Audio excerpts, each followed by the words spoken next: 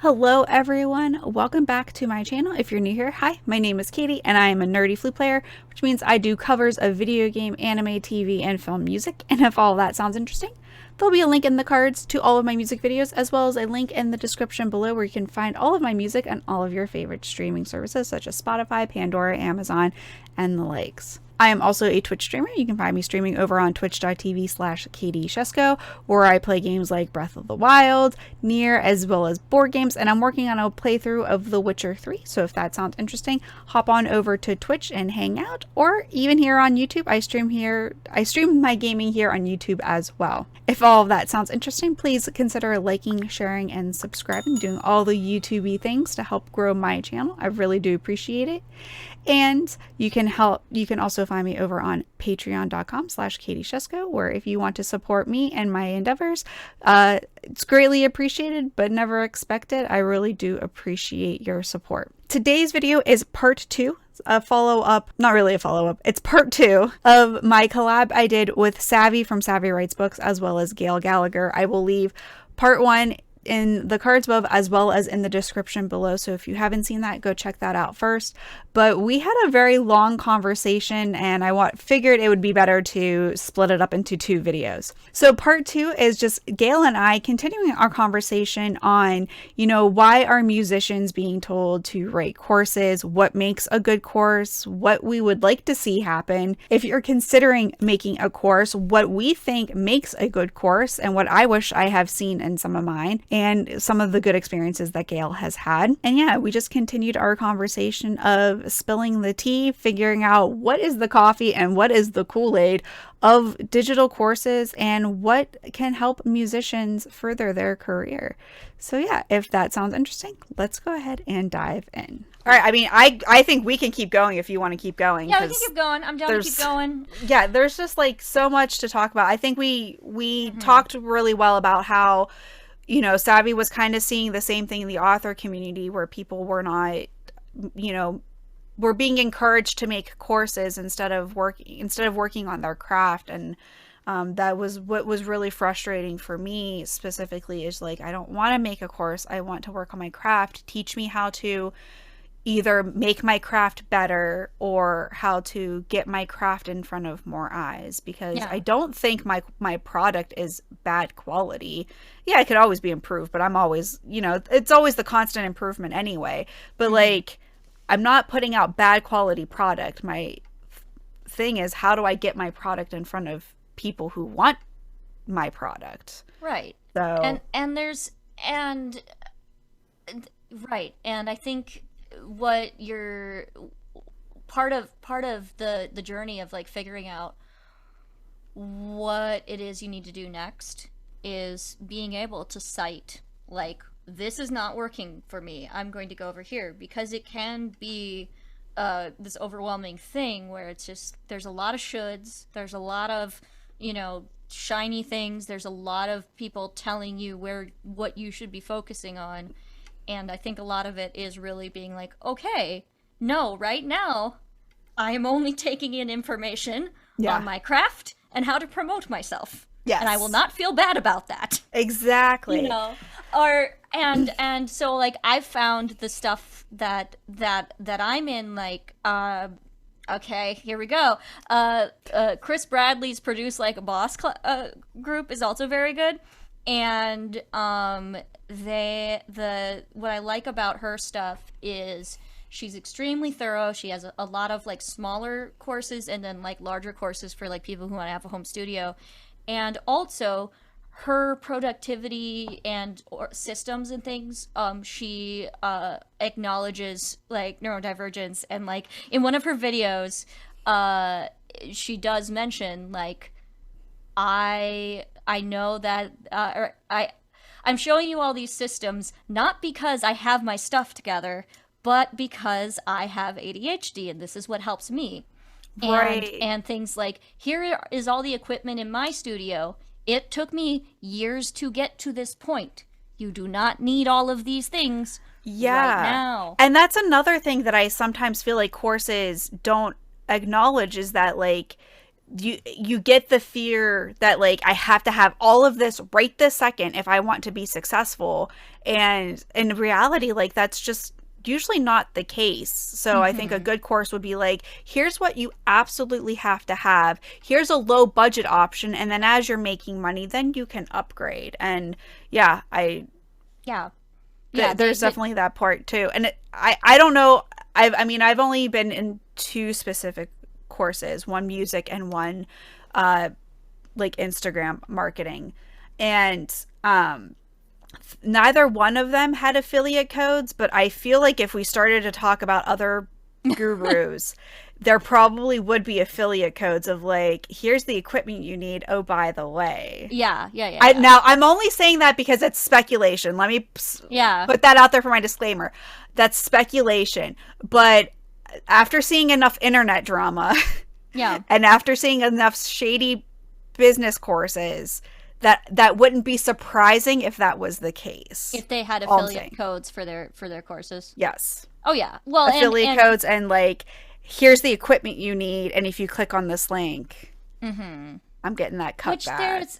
like you do you. If you're gonna have links in your course, like do that thing, but also like disclose it for sure. Yeah. What I think is interesting, and this is a whole rabbit hole, but so one of the main course hosting platforms is Kajabi, and Yes. there is absolutely an affiliate program with Kajabi as far as Oh, like getting people to build their courses on Kajabi. I did not know that. Yeah, there is. Mm. And I actually I briefly did some admin for a friend who is setting up an online pottery course, and so I've Oh, seen the okay. back end of Kajabi. So like, um, and uh, and yeah, and it was just, and there may or may not be a car. There may or may not be a car if you make enough Kajabi rewards. I may have seen something about that. I'd have to. So again, that ties back into this Yeah. whole like, are you being told to make a course? Like, I feel like there's now another layer. Now we're getting Yeah. into that pyramid layer of, this is how I teach my course. You should Hmm. sign up under me.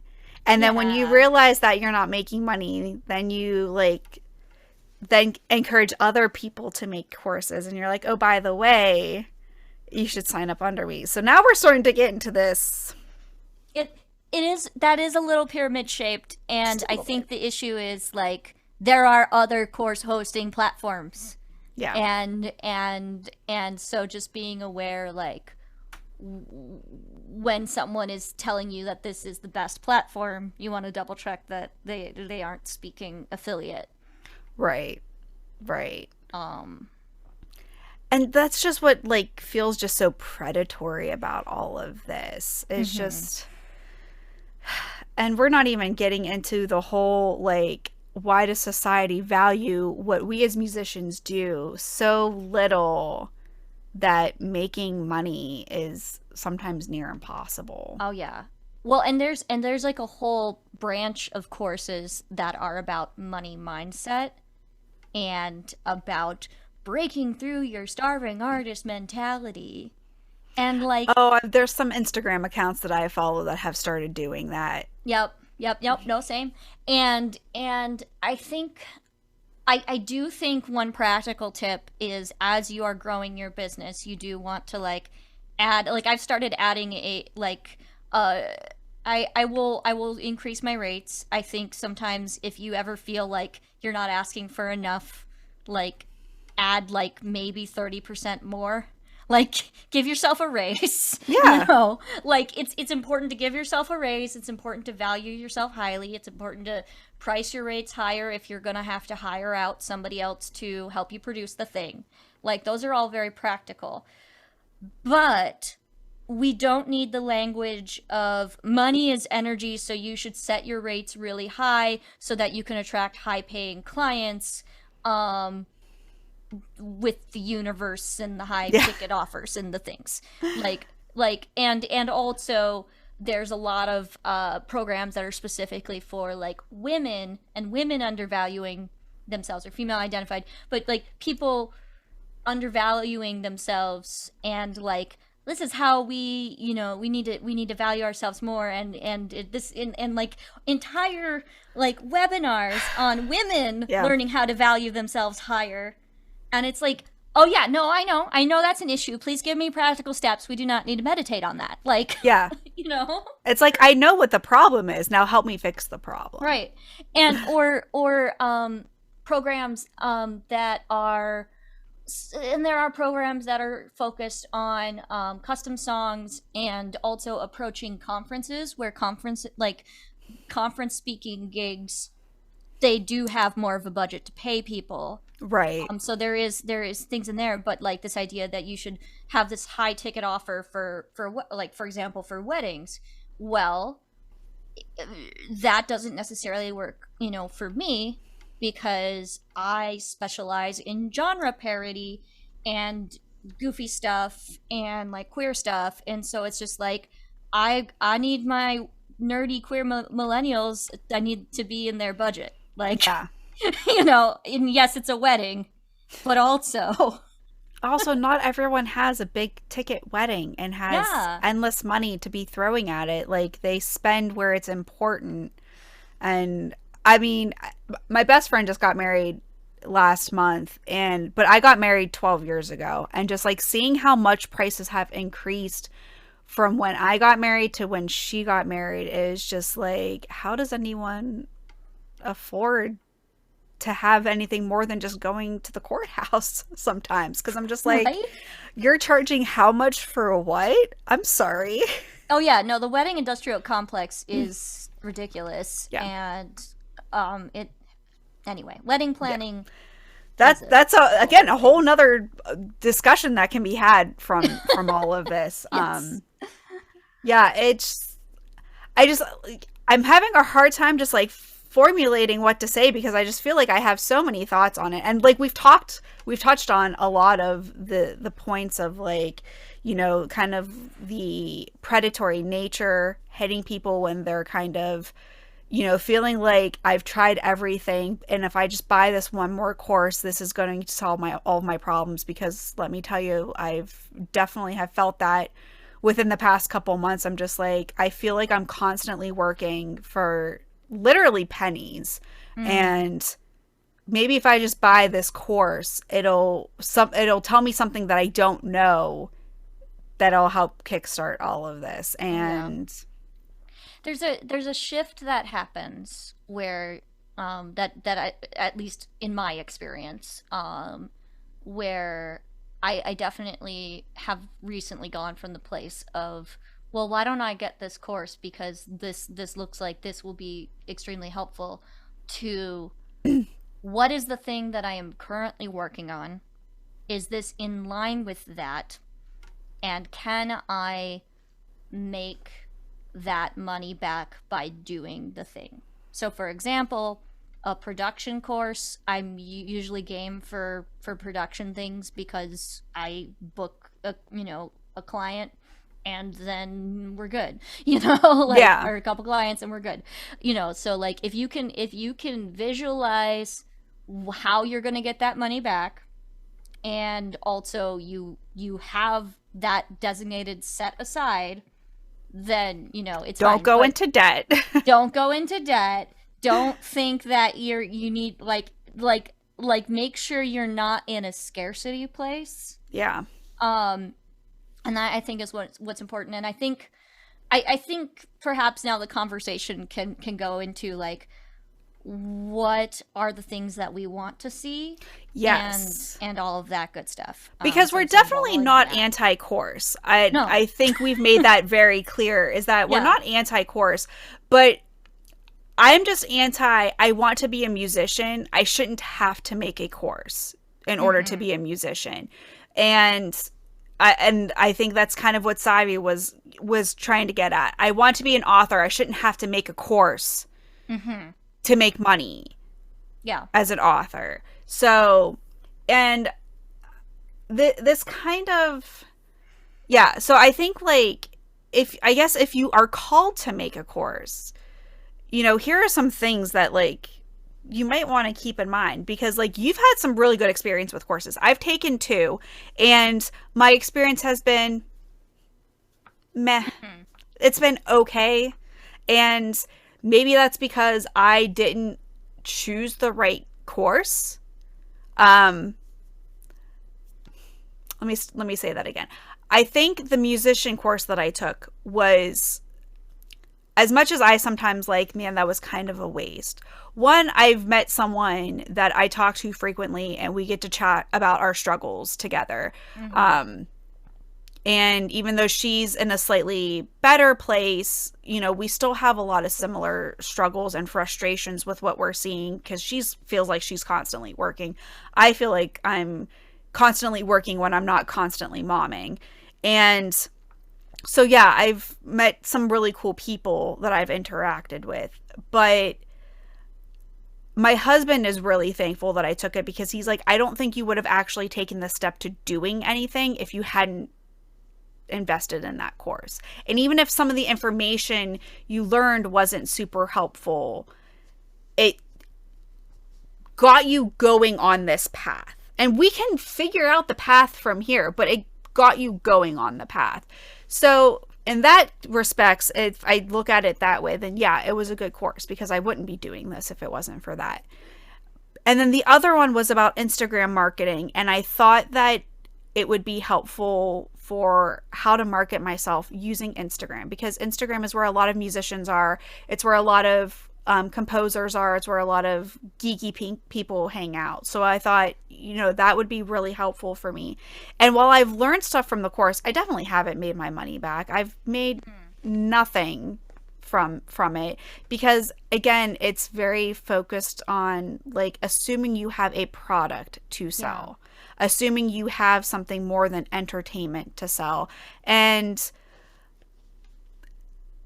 I like that one a little bit better because there is still like I have direct contact with the creator. If I really had if I had specific questions, I can send her an Instagram message and she'd respond back. We have enough, and the group is pretty helpful. My problem is I don't really have any questions specifically for that group because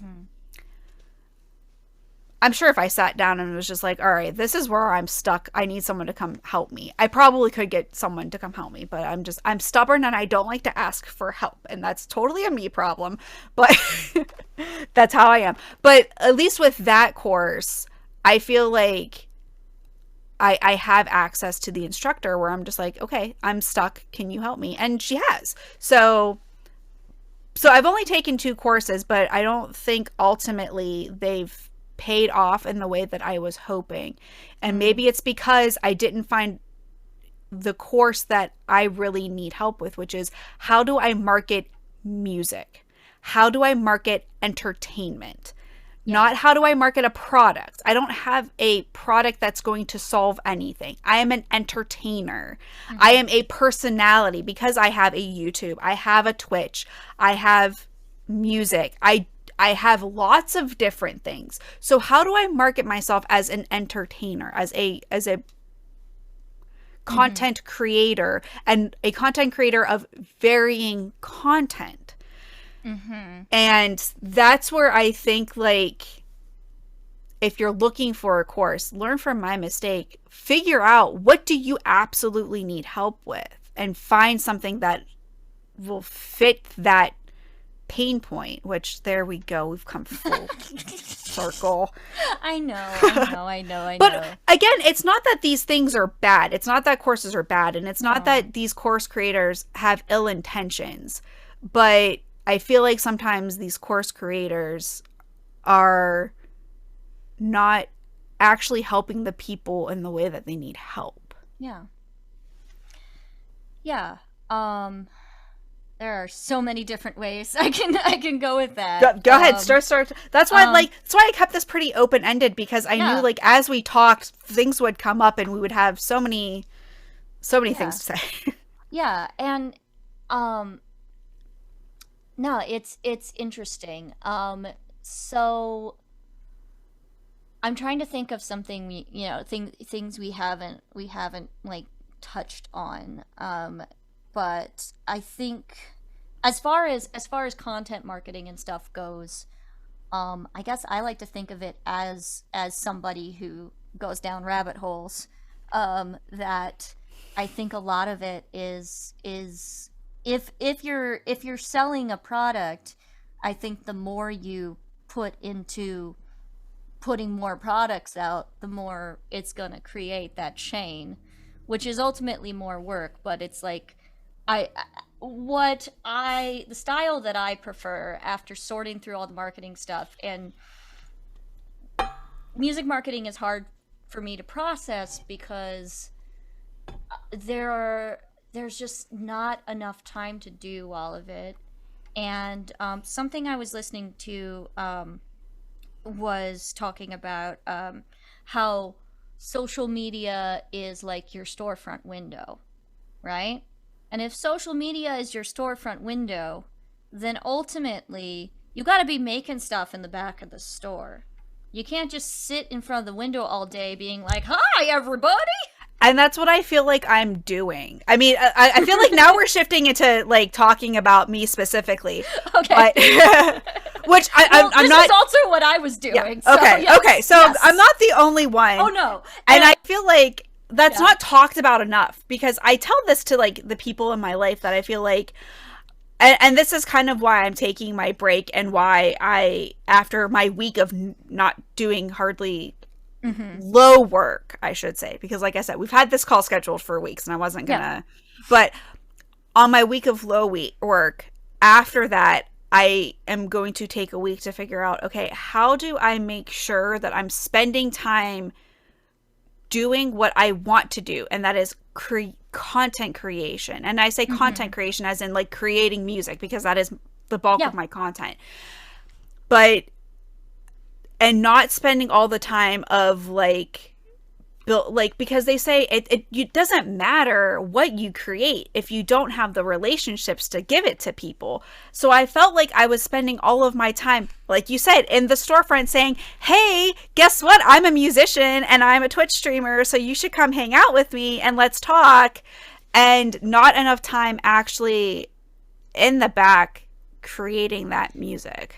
Yeah, same. And part of my I've recently pulled myself from the storefront window with occasional like posts up, but mostly I'm just like in the back of the metaphorical storefront being like, you need to do the things. Yeah, and I think the hard part with that is that you take all these courses and they tell you you have to be consistently posting on social media. And yes, you can't be on all the social media, but you should be really active on one or two and do lots of posts there, and then like have it go to other places. And, you know, make sure you're engaging with everyone, like everyone's comments, respond to every comments, respond to DMs. And like even me as someone who's not like super big, I still get a fair number of DMs. I still get a fair number of comments. And especially now that my reactions have taken off on YouTube, which has been a whole different ballgame of I could spend hours literally responding to comments because they just keep rolling in. And there's not even that many, but relatively. Yeah, and I feel like what is helpful with social media, the thing about social media, and this is a whole other rabbit hole. One of my favorite things is to deep dive on the psychology of social media. I would love to hear that deep dive one day. Okay, yes. So, book recommendations, Cal Newport's Digital Minimalism. Yes, I've been meaning to read that one. Yeah, yes. And his podcast is good. So Cal Newport is an author that focuses on like psychology and productivity. And he's a big old nerd, and his podcast is amazing, and it's just all about systems and how do we find our deep he had work. a podcast. All right, clearly anyway. I need to. I've been out of the loop. But anyway, the thing about social media is it, especially in the apps, it is literally programmed to be this black hole that catches your attention. And in the end of the day, it's like what is helpful is to just look at your week and be like, okay, what is the thing that I am promoting this week? And then what date is that post going out? And like having those ideas ahead of time. And then maybe a couple ideas for personal posts. And then just try to check things for like maybe 20 minutes a day and then back out. Yeah. Now I've tried this method. I am currently feedless. I had to I had to, I've deleted all of the social media apps from my phone. And then when I saw I was compulsively re-downloading Facebook, I took the App Store off my phone. So I cannot unless I turn the Store back on. That's smart. Because that is the level that I needed. And I think that is an important thing for musicians and people trying to market themselves is if you are mildly to majorly addicted to social media, set the boundaries you need to set and do the and figure out what's a comfortable amount of time to communicate with your audience. Because frankly, you can just put it in your browser and talk to people on your own time. Yeah. No one's gonna lose it if you don't answer them immediately. Well, and if they do, then boundaries. Yeah, boundaries. Boundaries. I've had people who have DM'd me and they'll be like, hello, and then like 20 minutes later, hi, how are you? And then like a half hour later, hey, what are you up to? And I'm just like, okay, first off, I'm a busy mom of two and I'm a musician. Like, there are times where I specifically put my phone away so that I'm either present with my kids or, you know, I'm taking 10 minutes to read a book, which that doesn't happen very often. But like, or I know that like, okay, if I hop on this app, I'm going to get sucked into either like responding to this DM and then like scrolling my feed, trying to do some engagement in the 10 minutes that I have. And I'm just like, I can't do that right now. So I specifically don't open those things. I tell people, I'm just like, listen, if I ignore you, if I don't respond right away, it's not that I'm ignoring you. I'm trying to be doing the thing that I want to be doing. And and most people are receptive to that. And they're like, oh, I'm sorry to bother. And it's like, well, it's not a bother, but like, just understand that if I don't respond right away, that's why. And that there is this whole culture of immediacy that you feel. And it is sort of like in that same Venn diagram, you know, the stack of pancakes Venn diagram of MLM culture and like just general hustle culture. Yeah. Where you feel like you have to be on. This is me working. I am working. I am on Instagram, so I am working. But are you working? You know? Yeah. And that's definitely where I was starting to fall into, where I was just like, I felt like I was working all the time because I'd be like, well, I spent an hour picking my kids up from school because, like, you know, we live within walking distance of one of the schools. So, like, I literally walk to and from school. And by the time, like, I'm ready to leave and I get the dog put away because, you know, the dog he goes in the morning but not in the afternoon. But, like, by the time all that's said and done, like, that's an hour to an hour and a half of my time. And I'm just like, well, that was an hour and a half that I wasn't working. So like, I definitely have to work at 9 p.m. after the kids are finally in bed and it's been a long day. Like, nope, gotta get more done because I didn't hardly checked anything off my to-do list. And like, that's that same hustle culture that is just prevalent and celebrated, not only in society as large, but you definitely see it a lot in the MLMs, and you see it a lot, and you're kind of told like, well, if you want to make it, if you want to be successful, you have to hustle. Like, if you have a day job, then you have to come home and work 4 hours on your side hustle, because otherwise what are you doing with your life? And it's easy to fall into those spirals, especially for people like me who are very success driven and project driven and very like results driven. Like, if I'm not getting results, clearly I'm not working hard enough, and that's not a good mindset, and it's definitely something I'm working on. But it's easy for people who have that mindset, especially for me as a stay-at-home mom. I feel like I have to be more than just a mom, when being a full-time mom is like, being a mom is a full-time job in of itself, and one that is always on. There's no breaks from momming. The kids are always going to be there, like, because even when they're not here, I'm still on call. Even if they're at school, I'm still on call. I might get a call from the school, hey, you know, one of your kids threw up, you gotta come pick them up. Or, hey, you know, your kid forgot something for their test, can you bring it in? Yeah. then you gotta drop everything because I mean I'm not a monster. Yeah. Yeah, so there's a certain there's your attention is being pulled in a lot of different directions. Yeah.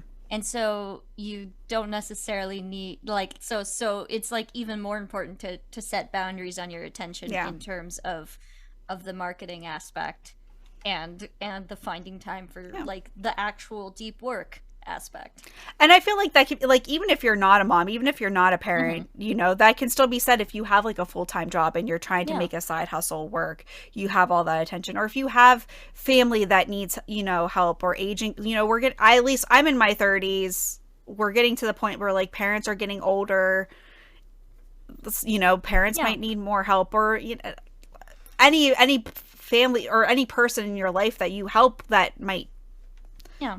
it doesn't necessarily just have to be kids. Yeah. Life right now is that there's always stuff pulling at your attention, and setting those boundaries are definitely Yeah. important. And I think it's something that is helpful. So there's this book called The Slight Edge, and it does get a little bit repetitive in places. I think it's meant to be read not all in one sitting. But there's this book called The Slight Edge, and the main theory of it is that there are no quantum leaps, and it's just this whole idea that it's the getting the mindset of learning that like every little thing that you like the little habits that you do over time do add up, Yeah. and it's okay if you only do a little bit each day because it will add up. Yeah. And there's no such thing as like this isn't there's like almost this like Disney princess mentality in our culture Yeah. where it's like, and then I meet the prince, which is a metaphor for a viral video. And Yeah. then I get a viral video and everything is magic and rainbows. Yep. And it's not. It's not a Disney princess situation.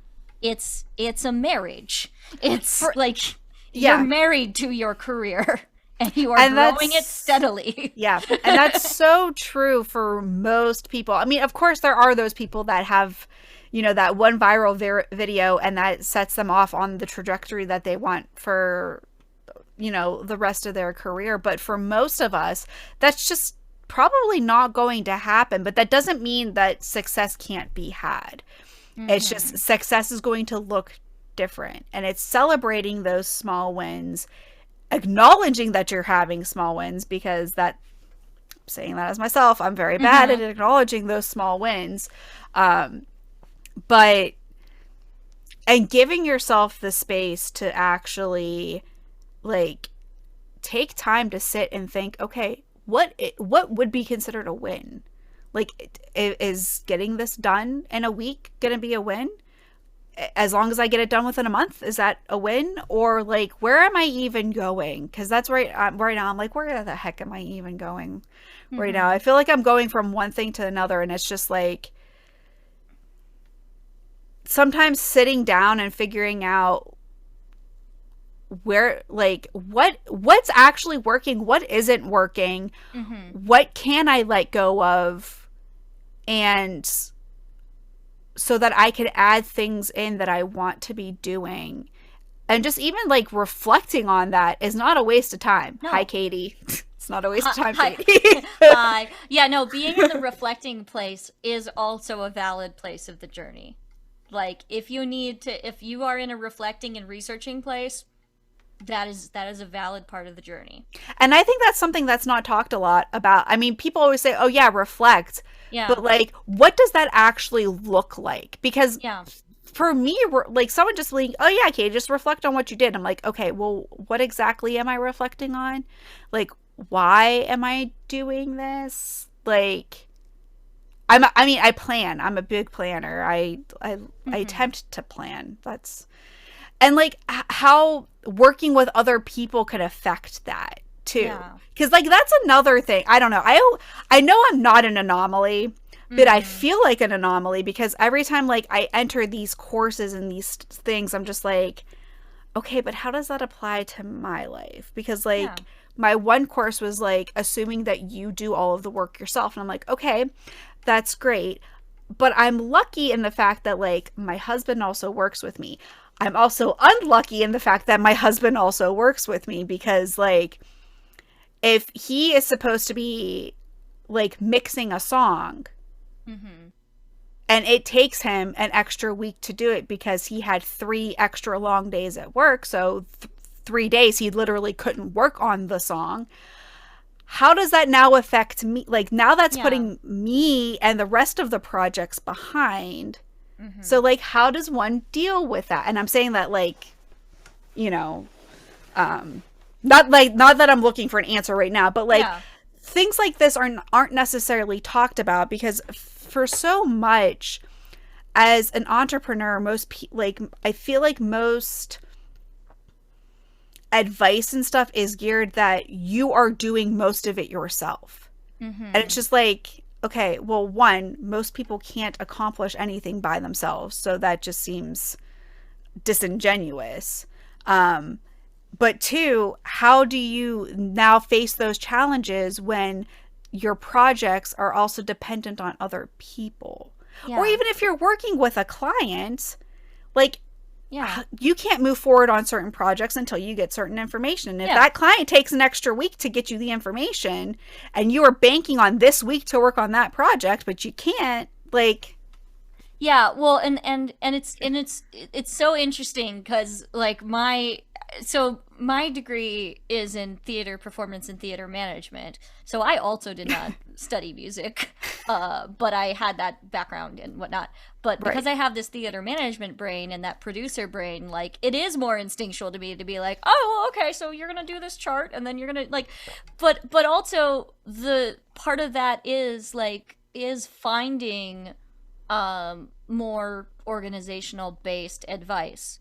So Yeah. I think this is now highlighting the other general advice thing where it's like if you are starting to realize that one of the problems you're trying to solve is like project management and communicating with people, there's specific advice for that. Exactly. And I think the more we can get specific and advocate for what it is we need to talk about, the easier it will be to sort through all of the information Yeah. and find the things that are valuable. And I also think sometimes it's just good to have an accountability person. Like I Yeah. just have like I have an accountability pod that I really love, and like we meet once a week and musicians from like all over and we chat about what we're doing, and like it's a lot easier to unpack things when with people who are in a similar place, and that does help you feel less alone, and it's so much better to do that over like a Zoom call than Yeah. doing that in a Facebook group. Yeah. And I think, like, that's, I never really found a group to do that because, like, no one in my real life is doing anything like I'm doing. Most people, when I tell them, oh yeah, I have a YouTube channel and I produce music, they're like, oh, okay, cool.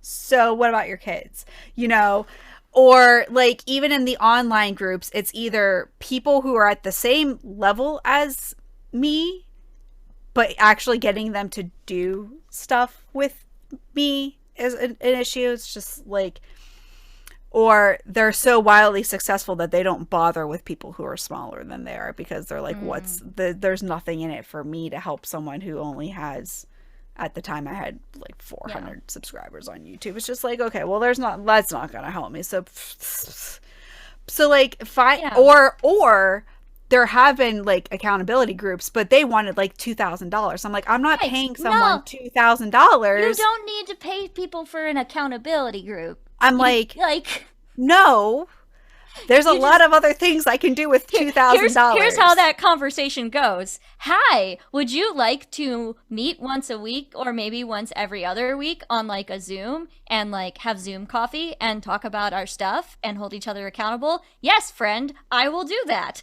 And then you can do that. Now it's Yeah. okay to like pay people, like if you want to pay people so that they will hold the bucket for you, that's also valid. Like, or working with a coach is also a thing if that's your, Yeah. speed. But yeah, I think with the thing with accountability, partners, is you want to make sure it's like a fair bucket holding partnership. Exactly. But also, like, it's okay. Like, you don't necessarily have to pay people for things too. You can just find people in your network who you want to Yeah. talk to, right? And yeah, and that's, for someone like me who never felt like they fit in with any one particular group, it's hard to find others that want to do that with. Because, Mm-hmm. like, I'm big into Twitch. I stream on Twitch, and I enjoy doing bingos and stuff. But like the people that I interact with, they all do it casually. Like they also stream, but it's just like I stream because I'm playing with other people, so it's just fun to throw it on Twitch and we can all like chat with, Mm-hmm. like we can chat with each other that way. No one's trying to build a career. Or Yeah. like, they have like people are all in with the music, and I'm like, okay, yes, I love doing music, but I also like playing video games online because that's also fun. I meet really cool people, and also that's what my niche is about, is video games. I love video games. I love video game music. Flute music should be in more video games. Hi, people, hire me. Um, uh, or like, I'm into like certain crafty things, but because like I don't get to spend 4 hours a day crafting, people don't want to hear about, oh yeah, I struggled with my music stuff. Like I have so many interests Mm-hmm. that most people expect you to be all in with this one thing, and it's like, okay, yeah, that's great, but I have other things I also like to do. But So also, there are nerdy people who would like to hear you talk about flute and also knitting. okay, well, so, Yeah.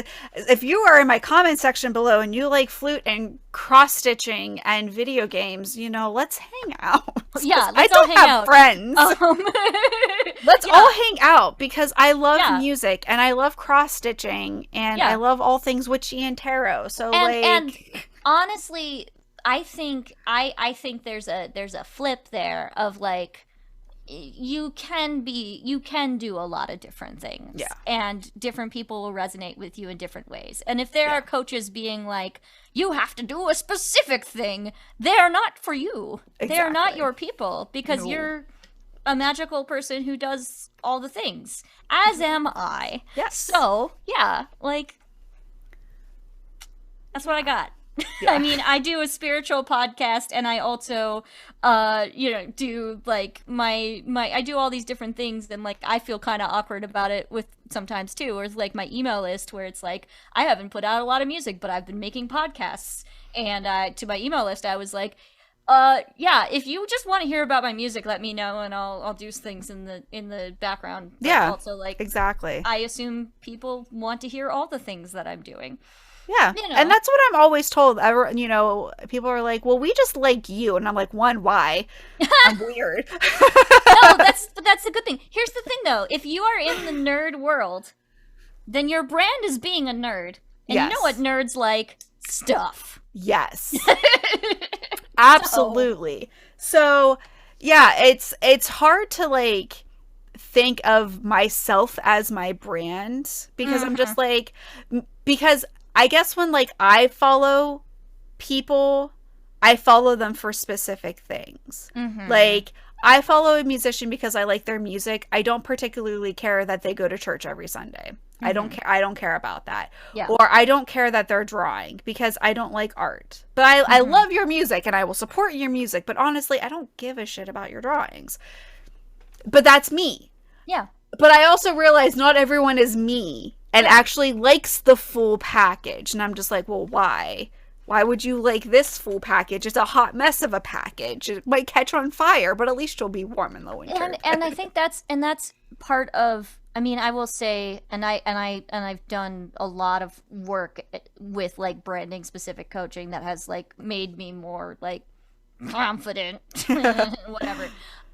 Is the more you put yourself out there, the more you have to like check in with yourself and be like, ah, yes, I am a weirdo. Is this part of my brand? Like, but what even is a brand? Like, Yeah. as artists, we are like the thing we do, at least within the singer songwriter realm, where you're like bleeding your feelings out, um, in song, is that you are somebody who is open and vulnerable and sharing so that other people can be open and vulnerable and sharing, Yeah. if that is the kind of brand of artist that you are, and Right. that is your comfort level of sharing with the internet. However, if your comfort level of sharing with the internet is like more, yeah, in line of like, here are the things that I enjoy and these are the topics I will talk about, that's totally Yeah. fine. Like that's sort of with my journey has been, uh my debut album was a grief project, and I had to get comfortable with like, there's a phrase that I think I picked up from Shelby Engelhardt again, is that you want to share your scars, not your wounds. And Yeah. so being very comfortable with like, what are you comfortable sharing with your audience, and what audience you want to share that with. Yeah.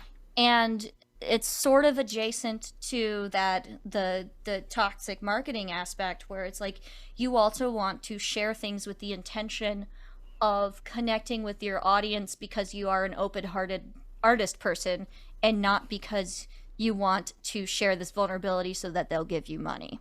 Yeah. And that's a complex thing, and it does Yes. take a certain amount of self-discovery. But also, in the end of the day, it's your business. So Yeah. like, do what you're comfortable with. Exactly. And that's, sometimes hard to do is like you don't like ultimately I do want to make money. I would love to make enough money that either my husband can work with me full time or he can take a position that doesn't pay as much and has less hours so that he can, because he enjoys creating music. He enjoys, producing music with me. He enjoys going and making these music videos because I get all dolled up and cute and he just likes making music videos, and that's, but what we can do is limited by the fact that he does work full time, and he doesn't work a traditional 9 to 5. He works a very demanding job, and he's always on call. At the drop of a hat, he might have to go in on a weekend. And that's sometimes hard to plan around. So Mm-hmm. yes, I would love to make enough money that he can either get a job where that's not the case, or he could eventually just work with me full time, and we can do this as like a family thing full time. And balancing that with like the having fun and doing this as a hobby. Mm-hmm. And like, everyone's just like, oh yeah, have fun. I'm like, okay, yeah, this is fun, but also I want this to be an income. But I'm also in the position where like this doesn't have to be an income for me, and not everyone is in that position. Yeah. Not everyone can do this as a hobby because they like it. Some people are doing this because this is their passion, and if they want to continue doing this, like they have to hustle. They might have to do things that they don't necessarily want to do because it's bringing in a paycheck. Mm-hmm. And it's sad that again we're being sold this thing of, yeah, you could totally be a musician, but when you finally get in those courses on how to do it, they're like, well, you can't really make money as a musician, you have to do other things. And that's where like this whole dream comes in. It's like you're being sold that, yeah, if you take this course, you will learn how to do what I do and be successful. But then once you actually get in it, they're like, well, you're going to have to work like a decade, and then maybe you'll get successful. And you might have to do other things first, like teaching and course creation to make money before you might even get successful. And it's like, okay, well, I feel a little bit lied to now. Right. Like, you need to be real upfront. Like, if you pitch in such a way where it's like, hey, this is a journey, and we are all figuring out our journey. Would you like to figure out the journey over here? Here is the specific products that I have to offer to help you on your journey, which is a different thing, like where it's like, come into my tent, I have all the answers, and then you switch it around. Like, those are two very different things. And that kind of brings me to I know I put this in our collab doc, but someone, the Flutie feminist posted something that said, why do we spend years working towards a career, example, playing flute, when most of our breadwinning later will come from other sources, like music teaching, administration? We all sort of know that we won't be soloists, but still, wouldn't it be nice to know the statistics of where we'll probably make our money? And that's where I feel like we're not being told the statistics of where we will probably make our money. And I feel like that's the case for music degrees too. Yeah. Well, and I mean, I have a theater degree and I studied acting. And then I also studied production because I knew that acting was like in this position where like you are at the mercy of your looks and your talents and what another person thinks about your looks and your talents, and competing with other people. And there's a whole dumb gender conversation to happen about that. Yep. And that's why I produce, because it's like, okay, how can I make more work? So my mindset has always been, how can I make more work? How can I make a stage for people? How can I solve the problem? And that being said, going into like, we have this issue in the theater industry where, especially in Chicago, where most theater companies are small storefronts. And part of why I moved to Chicago is that it is really easy to start a theater company with your friends. One of the downsides of Chicago is it's really easy to start a theater company with your friends. Not everybody's friends should start theater companies. Yes. And so there becomes this aspect of people doing what they love because they love it. And if you ask for a certain amount of money, you don't actually love doing the thing. And it just gets very toxic. And in the same, instance with the music industry, it's like, we're not actually talking about what this looks like on paper, and what is like a realistic fee to ask for. Like, you have to Google around, and everybody's going to have different rates depending on whether they're like a bedroom, producer, or if they're going into a studio and they have to pay a team. And like, you do have to dig around or find different groups who want to be real with you. And you have to dig past all the people that were like, well, let's meditate on our mindset. It's like, no, what are the market prices? Yeah. And again, I think this also loops back to like society undervaluing this, because like I said, I didn't go into music school because I had to stop taking private lessons. I'm the oldest of 4 and money was tight. So once I got to high school, my parents were like, all right, well, the next kid's getting private lessons. You're good enough. You don't need private lessons. Well, that's not going to get you into a good music school. Mm-hmm. Teaching a high schooler teaching themselves with very basic band knowledge is not going to get you into a good enough music school to make the connections to help you get into orchestras. It's just not.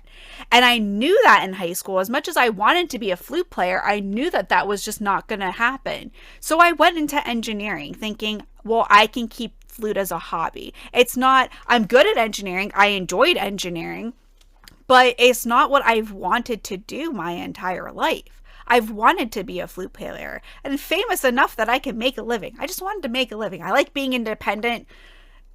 Being a stay-at-home mom is hard for this very independent, I want to do it all myself person. It's been a very humbling experience.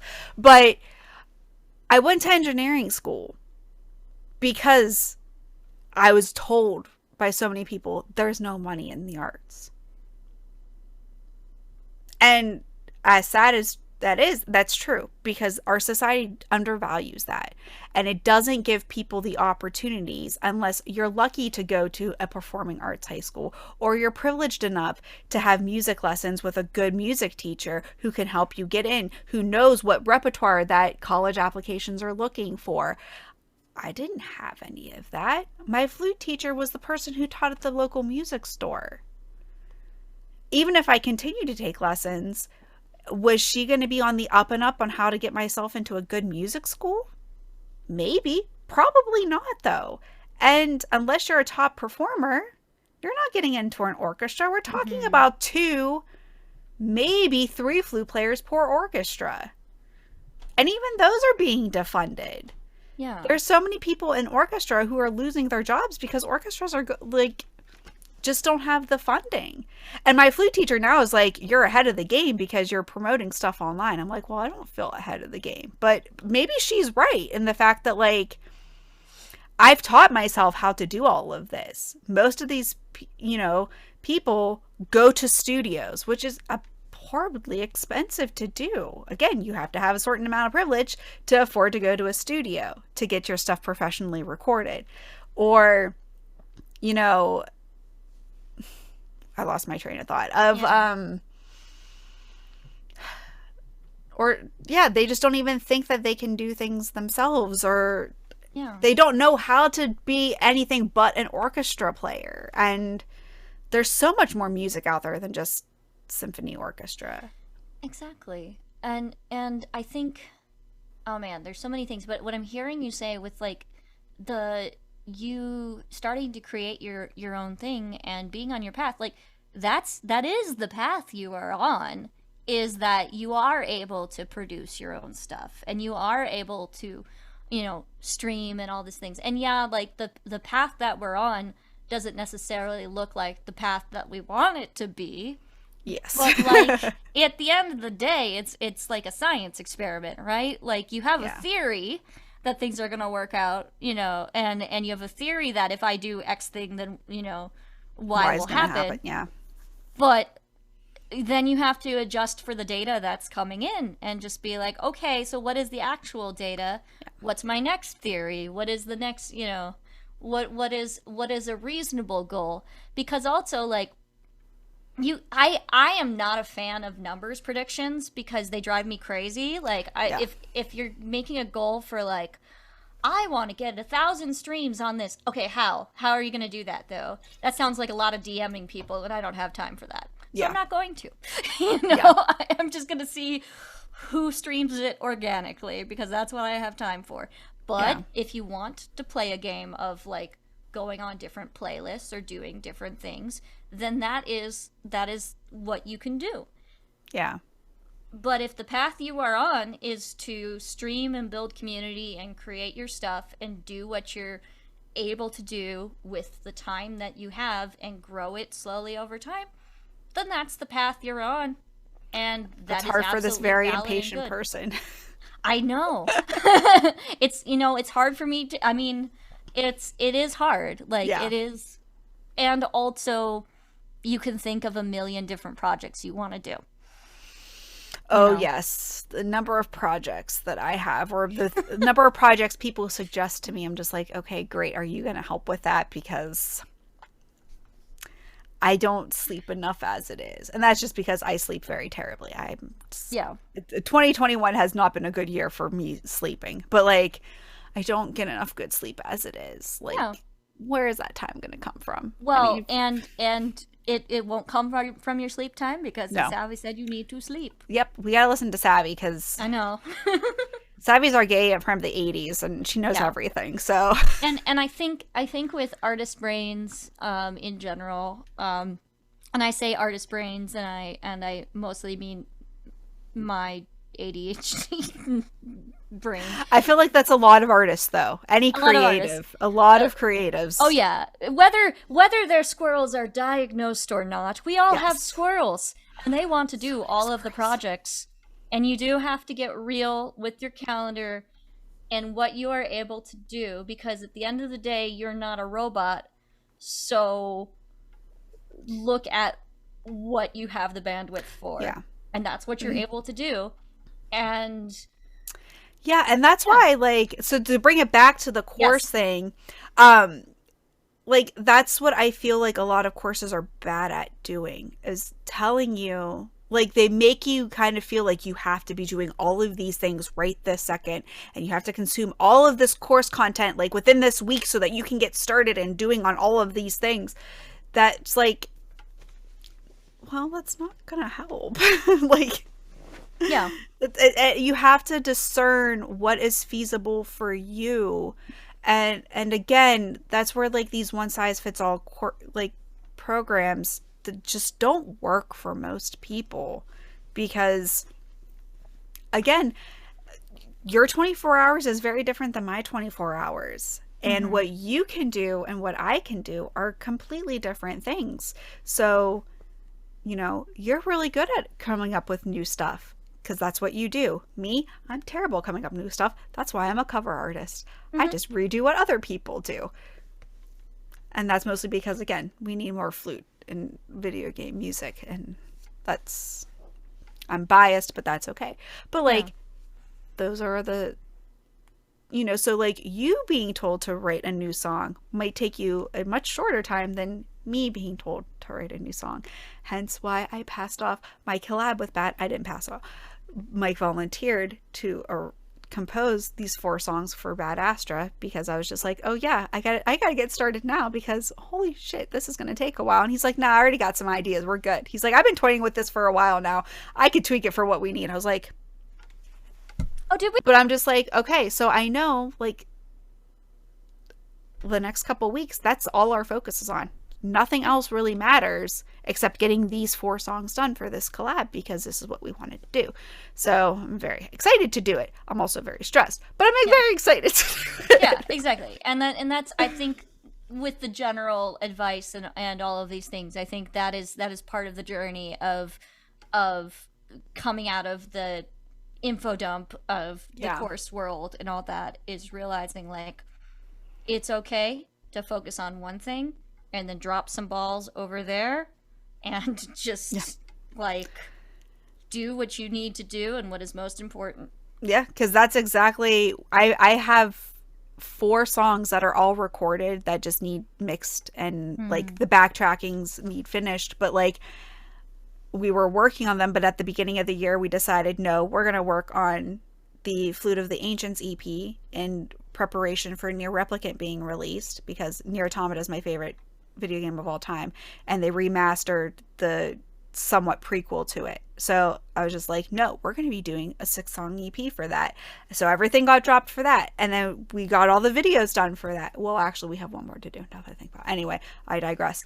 And then like we picked up a couple of extra songs over the summer because like, hey, a new mobile game came out and the theme song is really catchy. We should do a video for that. So like things just kept getting, I have songs that have been put on the back burner because we've had new projects or new ideas come out that were a little bit more time sensitive. And we're like, all right, well, that stuff will eventually get done. But now we've just chosen to focus on other things. Yeah. So, and that's okay. Everyone out there, that's okay. Yep. Yep. So yeah, we're all figuring it out, and I think the more content that can say like, to be honest with what the journey actually looks like and how it takes different shapes, is good. It's almost it's like Savy said, it's about the memoir, not the prescription. Yeah. Savy is just so sage. Yeah, and I feel like we just wrapped it up. We just wrapped it up. So everyone go check out Savy. Yes, that's it. That's the end. And, well, and also also other things. Yeah. Well, this has been a really good conversation. Yeah, I feel like we kind of went in a bunch of different circles in a bunch of different directions, which I was totally expecting because there's so many layers to this, and it brings up so many other discussion points of not necessarily, you know, we strayed off the courses topic a little bit, but it brought up a lot of other really good discussion of things that, you know, we're seeing in the music industry and Savvy was seeing in the author industry. And I'm gonna have to figure out how I'm gonna title this because we touched on everything, but that's future Katie's problem. I don't know. Is this the part where I get where I tell people where to find me? Yes. So Gail, go ahead. Tell everyone where they can find you. Yay! Awesome. My website is gailgallaghermusic.com. And I am on Instagram at SparkleBardGale. And yeah, I have a podcast, Faith in What Resonates, that is with New Faith, New Media, which is an interfaith podcast group that I do with friends of mine from college. So we share one Nice. podcast feed. And so Perfect. if you're into like nerdy, queer affirming deep dives on theology and spirituality and things, check out our content over there. Yeah, and sometimes I do music videos. So So yeah, I will make sure that all the links are in the description below. I know Savvy had to go, but I already know where all Savvy's at. She is at, foreverhomefriends.com. YouTube Your Morning Guru. Like she said, she does that every morning, every weekday morning with RK, which RK was the person who told me to start doing reactions. So all these reactions that you're seeing on my channel, you can blame RK for. It's all his fault.